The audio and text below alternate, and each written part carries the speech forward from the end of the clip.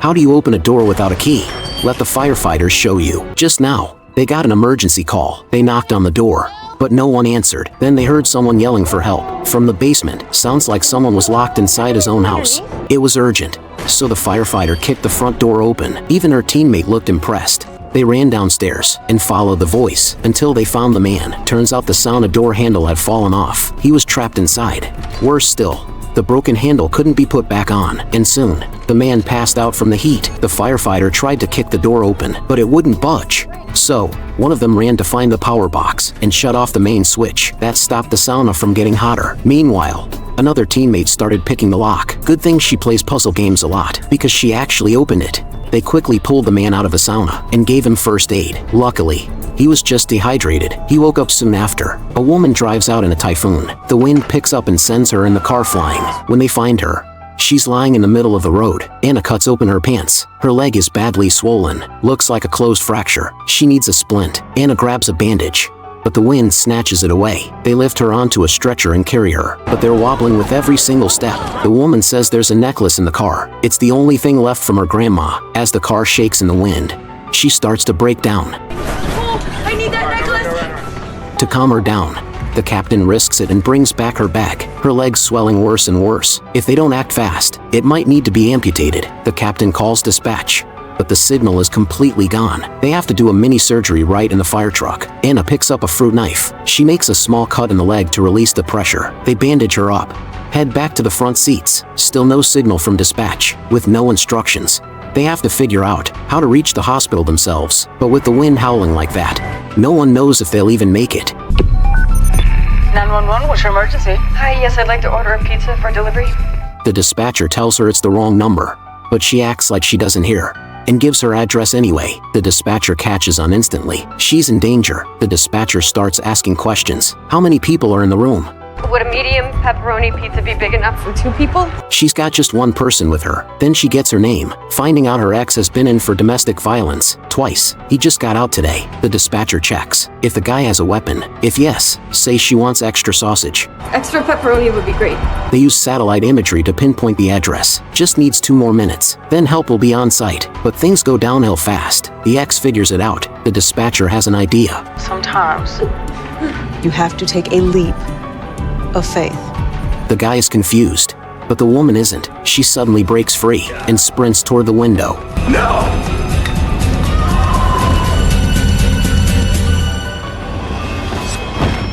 Turns out the firefighters already set up a landing cushion. As for the dumb ex, he is just waiting for his ride back to prison. The woman is just walking on the street when a speeding car suddenly crashes straight into a supermarket. He's pinned in, foot stuck on the gas. The wheels keep spinning like crazy, and the woman is pinned under the car, crying for help. Firefighters surround the scene. The driver's head is bleeding, and he's unconscious. They need to lift the car. To get the woman out, the captain decides to split them into 2 teams to rescue both victims. Stabilize this so the truck can get the driver at the same time. Go. They bring in a ton of gear, stacking wooden blocks under the car while using hydraulic tools to lift it slowly. The woman is in clear agony. They clear off the bricks on top of her. One firefighter shields the tires, while the others pull her out. They lift her out together. Meanwhile, another team smashes the back window, climbs in, yanks the man's foot off the gas, and kills the fire. The wheels finally slow to a stop. He's got a pulse, barely. They carefully move him off the seat, carry him out, and rush him to the hospital. Hopefully, he pulls through. If there's water on the road, never step in it, because no one knows what's hiding under the water.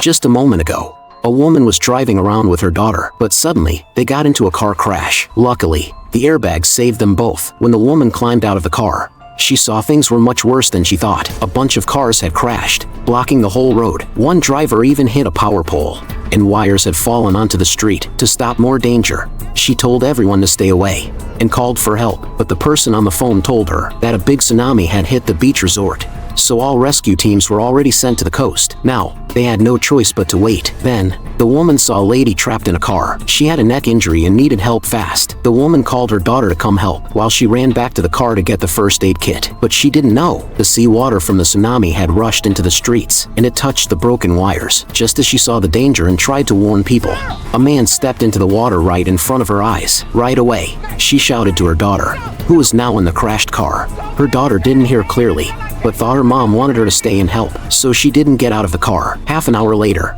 rescue teams finally arrived and turned off the power. The woman thought she could finally save the injured lady, but it was too late. The woman had passed out in her daughter's arms. The daughter cried sadly, shocked that a life had slipped away like that. As the mom tried to comfort her, they suddenly heard the woman on the stretcher had a heartbeat again. The daughter collapsed into her mom's arms. Relieved, kindness always comes back in the end. A guy's got a nail stuck in his head. The doctor grabs some pliers and pulls it out in less than a second, charges him $300. His brother next to him says, "Could have done that for free at home with a pair of vice grips." The guy probably feels bad about the $300, and suddenly his blood pressure drops. The doctors roll him over to check and see there's another nail shot into his ribs. The surgeon rushes him into the OR. The nail ripped through his kidney, and it's no longer usable. They search through his abdomen, but just can't find another kidney. Turns out he was born with only one. Only way to save him is a transplant. His brother is a full match, just needs to donate one. Sean explains the risks, scares the guy half to death, but he's still willing to sign. I'm happy to sign the forms on one condition. I'm not selling the business. Turns out the brother's condition was sell the company and split the cash, but the older brother refuses. Later that night, his kidney fails, and the transplant becomes urgent. The brother looks at him lying in the hospital bed, and finally agrees to go through with it. The woman was getting a root canal. The next second, she turned into a fire-breathing dragon. What in the world just happened? A moment ago, she came in with a bad toothache, so the dentist got her ready for a root canal. He put a bite block in her mouth to stop her from biting her tongue. Then, he pulled out a needle and gave her a shot in the gums to numb the pain. The dentist started checking her teeth. Then he told the assistant to bring the drill. Everything seemed normal until the drill made a few sparks. Suddenly, flames came shooting out of her mouth. The firefighters rushed to the scene, but the dentist was already badly burned. The bite block in the woman's mouth had melted, too. The assistant was super confused. Why did she breathe fire? Sure, the drill makes sparks, but something flammable had to be in her mouth. That's when the paramedics noticed. The rinse water had somehow been swapped with ether, and when the spark hit the ether, whoosh, instant fire. The firefighters brought an electric saw and carefully cut open the melted bite block. Then they pulled it out of her mouth. The woman realized her tooth didn't hurt anymore. She reached into her mouth, and the bad tooth just fell out on its own. Guess she didn't need that root canal after all. On Christmas, a husband is caught cheating by his wife. You two-timing son of a perro! The man runs, with the woman chasing after him. Sorry about that! Merry Christmas! Just then, a passing tram strikes the man, knocking him to the ground.